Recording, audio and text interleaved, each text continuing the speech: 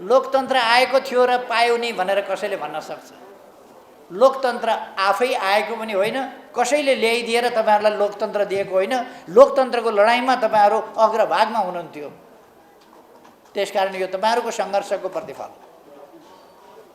जसरी जनता, समग्र जनता आन्दोलनमा छ, त्यसै गरी तपाईँहरू पनि आन्दोलनमा हुनुहुन्थ्यो। तपाईँहरूको योगदान छ। त्यसकारण यो लोकतन्त्र, यो सङ्गठनात्मक अधिकार र सङ्गठनको अधिकार र यो हैसियत तपाईहरूले आफ्ना मेहनतबाट, सङ्घर्षबाट, बलिदानबाट प्राप्त गर्नुभएको छ। म त्यसको प्रशंसा गर्न चाहन्छु। मैले लामो बोल्दिनँ आज, अर्को कार्यक्रममा गइहाल्नुपर्ने छ। फेरि मलाई लाग्छ मैले धेरै लामो बोल्नुपर्ने नै छैन। यहाँ थुप्रो नेताहरूले बोलिसक्नु भएको छ। महासचिवले पनि म आइपुग्दै बोली सिद्ध्याएर उहाँ हिँड्नुभएको छ। सबै पक्षबाट कुराहरू आइसकेका छन् भन्ने मलाई लाग्छ। त्यसकारण मैले धेरै कुरा भन्नु छैन। एक दुईवटा कुरा मात्रै के भन्न चाहन्छु भने, तपाईँहरू राष्ट्रसेवक हो। तपाईँहरूले पारित गर्नुपर्ने, बेलाबाट पारित गर्नुपर्ने प्रस्तावहरू, थुप्रै प्रस्तावहरू पारित गरिसक्नुभयो कि बाँकी छ? अब पढ्न बाँकी छ। प्रस्तावहरू तयार गरेको मैले हेरेँ। ती प्रस्तावहरू अत्यन्तै उपयुक्त छन्, समग्रतालाई समेटेको छ। नियतमा चल्ने होइन, नीतिमा चल्ने। सेवा उपलब्ध गराउँदा, सरकारको काम गर्दा, जनतालाई सेवा उपलब्ध गराउँदा हामी राष्ट्रसेवकहरूले, जनसेवकहरूले नियतबाट निर्देशित होइन, नीतिबाट निर्देशित हुनुपर्दछ, कर्तव्यबाट निर्देशित हुनुपर्दछ, नियम कानुनबाट निर्देशित हुनुपर्दछ। त्यो कुरा हामीले भन्नु हुँदैन। म प्रधानमन्त्री छँदै अलिक अगाडि नेपालको दोस्रो ठुलो पार्टीले एक थरी कर्मचारीहरू भेला गर्यो र त्यहाँ एकपछि अर्को नेताको निर्देशन के गयो भने सरकारलाई असहयोग गर्नु भनेर निर्देशन गयो। म छक्क परेँ। एउटा देशका नेताले कर्मचारीलाई सरकारलाई असहयोग गर्नु भन्ने निर्देशन कसरी दिन्छ? मलाई अचम्म लाग्यो। कस्तो लोकतन्त्र हो, कस्तो लोकतान्त्रिक पार्टी हो, कस्ता लोकतान्त्रिक नेता हुन्, कस्तो लोकतन्त्र पढाएको त्यहाँ, मलाई आश्चर्य लाग्यो। म तपाईँहरूलाई भन्न चाहन्छु, त्यस्ता दूषित विचारहरूबाट दुष्प्रभावित हामी हुनु हुँदैन। हाम्रो काम देशको सेवा गर्ने हो, जनताको सेवा गर्ने हो, कर्तव्यनिष्ठ भएर सेवा गर्ने हो।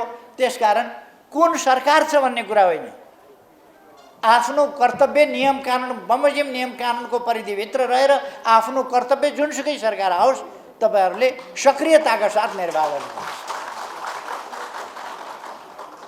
सरकारलाई असहयोग गर्ने होइन।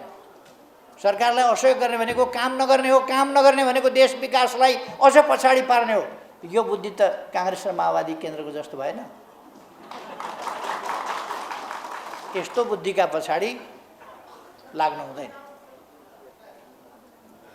हामी राष्ट्रसेवक हौँ।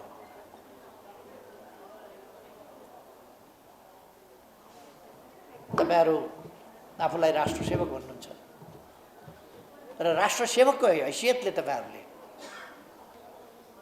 तपाईँहरूले कुन पार्टीको सदस्य भनेर सेवा प्रवाह गर्ने होइन। उसले प्राप्त गर्ने सेवा उसको अधिकारको कुरा हो। त्यो सेवा उसलाई उपलब्ध गराउनु तपाईँहरूको कर्तव्य हो। सेवाग्राहीको सेवा प्राप्त गर्ने अधिकार र राष्ट्रसेवकहरूको सेवा उपलब्ध गराउने कर्तव्य, यस कुराबाट हामी तलमाथि हुनु हुँदैन भन्ने कुरा विचार गर्नुपर्छ। यो कहिल्यै पनि हामी तलमाथि हुनु हुँदैन। तपाईँहरूको काँधमा बहुत गहन जिम्मेवारी छ। देशमा अझै पनि भ्रष्टाचार छ। देखे कारबाही गर्ने, नदेखे त फेरि नदेखेको त अब एकदम राम्रै शुद्धै भइगयो। तर हामीले नदेखिकन चाहिँ भ्रष्टाचार गर्नु हुँदैन। हामी स्वच्छताको प्रतीक हुनुपर्दछ, स्वच्छताको उदाहरण हुनुपर्दछ, भ्रष्टाचार विरोधको उदाहरण हुनुपर्दछ र आफू पनि भ्रष्टाचार गर्न नदिने, आफू पनि नगर्ने, अरूलाई पनि गर्न नदिने नीति अवलम्बन गर्नुपर्छ। मैले प्रधानमन्त्री छँदा प्रधानमन्त्री भएकै दिन घोषणा गरेको थिएँ, म आफू पनि भ्रष्टाचार गर्दिनँ, अरूलाई पनि भ्रष्टाचार गर्न दिन्न। त्यसले भ्रष्टाचारीहरूको मनमा ढ्याङ्ग्रो ठोक्यो। उनीहरूले सबै उस्तै त हुन् नि भनेर कहिले के नाममा उछालेको छ, कहिले के नाममा उछालेको छ, हिलो छापेको छ, यस प्रकारका दुष्प्रचारहरू सबै उस्तै त हुन् नि, तिनले भ्रष्टाचार गरे पनि उस्तै त हो नि भन्ने पार्नका लागि त्यो सब हल्ला चलाए।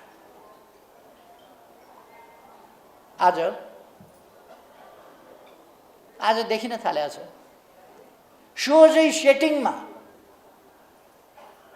कसलाई भन्सार छुट दिने, कसलाई भन्सार नदिने, के गर्ने कसो गर्ने भन्ने यो अरबौंको खेल भइसक्यो। कसरी यति बेर यो बीचमा आएर करका दरहरू यत्रो ठुलो ढङ्गले देशलाई अरबौं मात्रै होइन यो खरबौंको तलमाथि पर्ने गरी कसरी हेरफेर गरी सबै सेटिङ होइन भन्न सकिने ठाउँ छैन। मान्छेहरू खुलेआम भनिराखेका छन्, यो सेटिङ भयो, सञ्चार माध्यमले लेखिराखेका छ, बोलिराखेका छ, सेटिङ भयो भएन भन्ने ठाउँ छैन। म राष्ट्रसेवक कर्मचारी मित्रहरूलाई तपाईहरुलाई भन्न चाहन्छु, खास गरी निजामती नेपाल निजामती कर्मचारी संगठन क्लिननेसको स्वच्छताको प्रतीक संगठन हुनुपर्छ। कसैले घुस खुवाउन खोज्यो भने पनि खान्न भन्ने गर्नुपर्छ। तपाईहरुले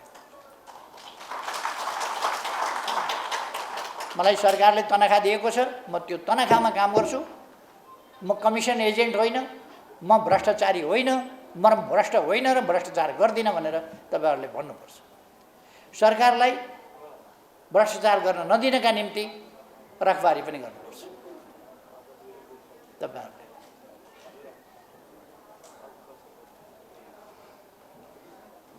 तपाईहरु अब लोकतन्त्र विरोधका तरिकाहरूलाई, शैलीहरूलाई एकदम संयमित ढंगले अगाडि लानुपर्छ। यो सरकार अत्यन्तै अन्यायपूर्ण ढंगले, दमनकारी ढंगले उत्रिन थालेको छ। यो सहज ढंगले बनेको स्वाभाविक बाटोबाट आएको सरकार होइन। यो जनताबाट निर्वाचित भएर आएको सरकार होइन।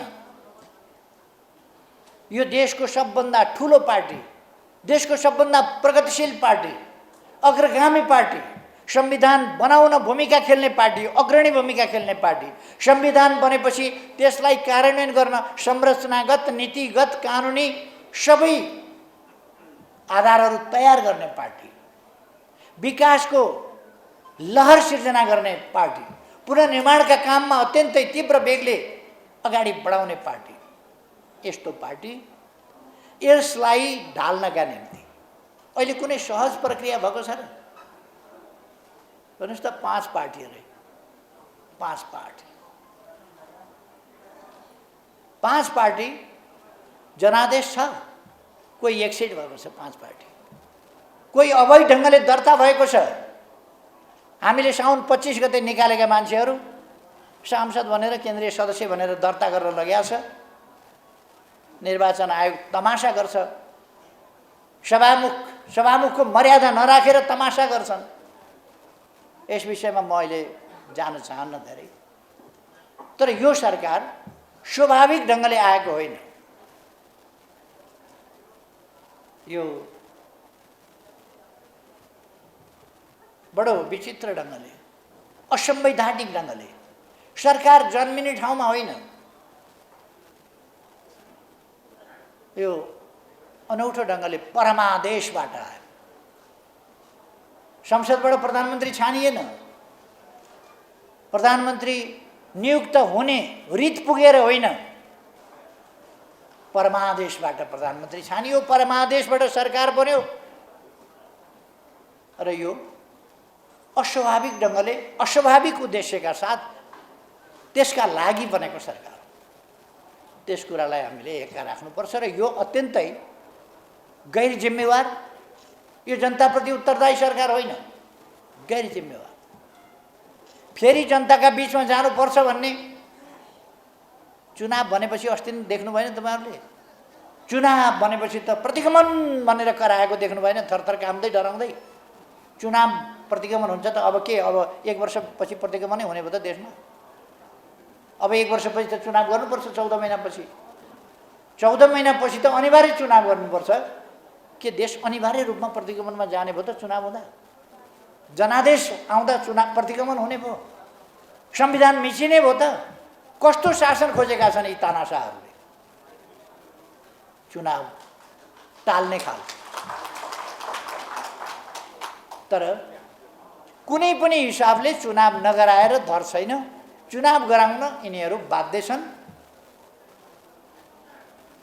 तपाईँहरूलाई अलिक दुःख कष्ट यस बिचमा दिन सक्छन्। धेरै चिन्ता नगर्नुहोस्। 14 महिनामा चुनाव हुन्छ, 15 महिनामा सरकार बन्छ। यी कता हराउँछन्, कता बिलाउँछन्।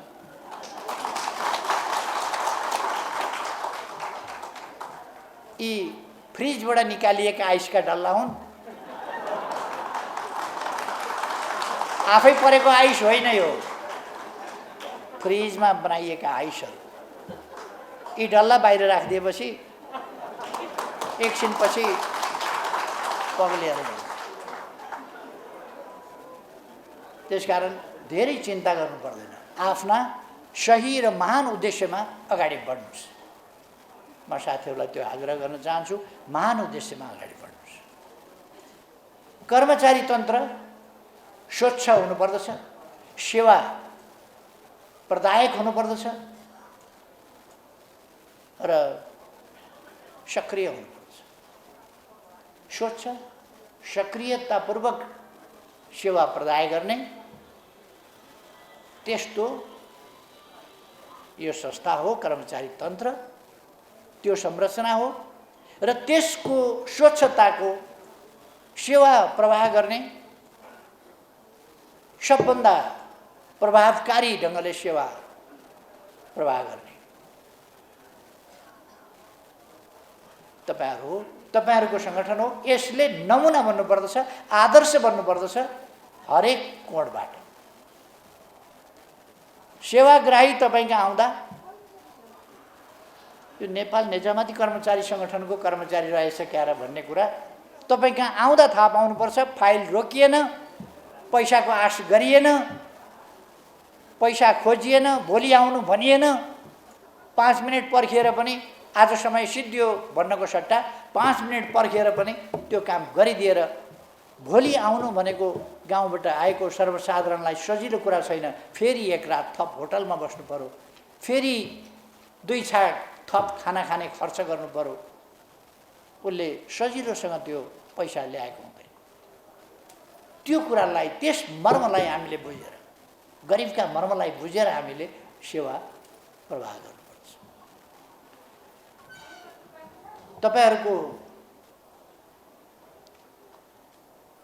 आफ्नो निजामती कर्मचारीहरूको हक हितका प्रश्नहरू, वृत्ति विकासका प्रश्नहरू, तपाई माथि कुनै ज्यादती अन्याय हुन नपाओस् भन्नका लागि गर्नुपर्ने कामहरू, यसका निम्ति तपाईहरुले चनाखो हुने, आवाज उठाउने र सबभन्दा बढी आधिकारिक ट्रेड युनियन मार्फत सरकारसँग डिल गर्ने, सरकारलाई उपयुक्त ढङ्गले प्रस्ताव राखेर दबाब दिने। कहिले कहिले उपयुक्त सरकार भयो भने साधारण दबाब दिँदा ध्यानाकर्षण गर्दा पुग्छ। कहिले कहिले बुझाउन गाह्रो पर्ने सरकार हुन्छ, त्यसलाई अलिक बुझ्ने गरी भन्नुपर्ने खण्ड पनि आउँछ। त्यस्तो अवस्थामा वर्षक हामी पनि ध्यान दिन्छौँ कि सरकार जथाभावी स्वेच्छाचारी ढङ्गले नचलोस्, दमनकारी भएर नजाओस्, लोकतान्त्रिक र कानुनी राजको हिसाबले सरकार चलोस्, हाम्रो ध्यान त्यतापट्टि हुन्छ। यतापट्टिका कर्तव्यहरू पनि तपाईँहरूले पुरा गर्नुपर्नेछ। आफ्नो सङ्गठन, आफ्ना सङ्गठनका उद्देश्यहरू, यिनीहरूलाई लिएर तपाईँहरू कर्मचारीका बिचमा व्यापक रूपले जाने। अब त हाम्रो एकता पनि भइगयो, धेरै साथीहरू झन् आइसक्नुभयो, झन् हामी मजबुत भइसक्यौँ। अब 8औं बैठकले आयोजक समिति बनाइसक्यो, अब 11औं राष्ट्रिय अधिवेशन हुन्छ। त्यसो भएपछि हामी एकदम सुरु अगाडि बढ्छौँ मात्रै भनेर हुँदैन। तपाईँहरू हरेक कर्मचारीका बिचमा जानुपर्छ। जो तपाईँहरूको सङ्गठनमा हुनुहुन्न ती सबै बाटो बिराएका हुन् भन्ने तपाईँले ठान्नुपर्छ। ती बाटो बिराएका हुन्, नबुझेका हुन्, आफ्नै हित नबुझेर आफ्नै खुट्टामा बन्चरो हान्ने सङ्गठनमा गएर काम गरिरहेछ। तिनलाई त्यहाँबाट उन्मुक्ति दिनुपर्छ। तिनको उद्धार कसले गर्ने? तिनको वैचारिक उद्धार। धेरै प्रकारका रेस्क्यु हुन्छन् नि, तिनको वैचारिक रेस्क्यु, त्यो उद्धार चाहिँ तपाईँहरूको सङ्गठनले गर्नुपर्छ। जिल्ला जिल्लामा, कार्यालय कार्यालयमा। किन तपाईँहरूको सङ्गठन ठिक छ? यस्तो हुन पर्यो भने कतै मार्क्स वितरण गर्दाखेरि पनि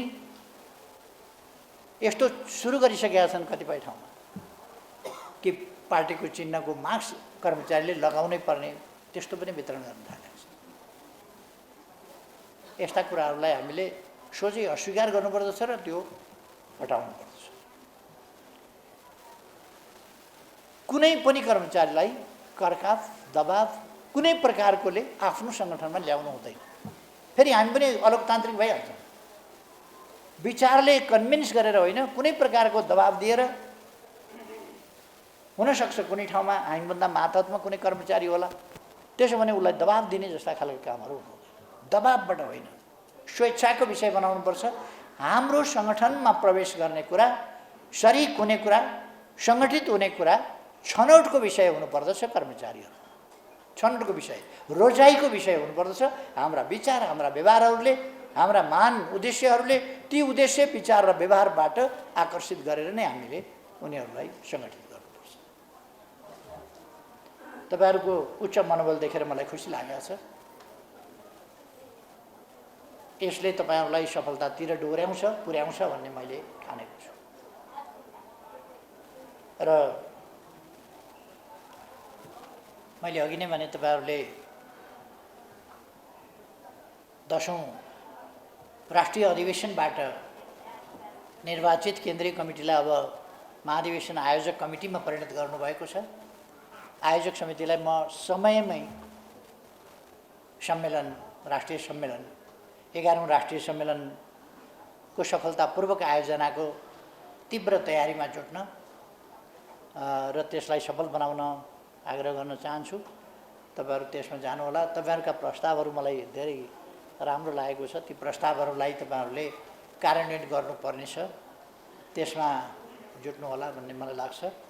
तपाईँहरूले एकता गर्नुभएको छ, एकतामा साथीहरू समाहित हुनुभएको छ।